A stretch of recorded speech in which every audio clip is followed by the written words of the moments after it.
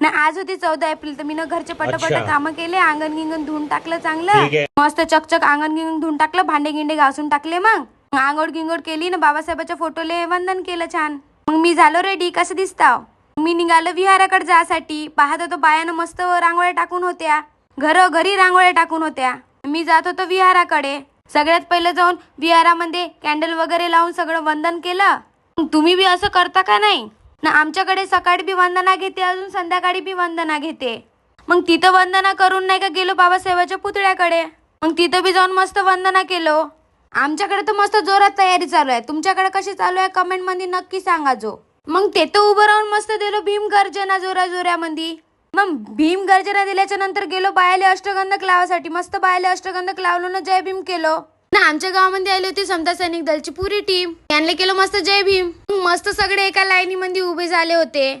समता सैनिक दलच्या पुऱ्या टीमनं बाबासाहेबाच्या पुतळ्याला केलं वंदन. मग तिथं पण झाली मस्त छान भीम गर्जना.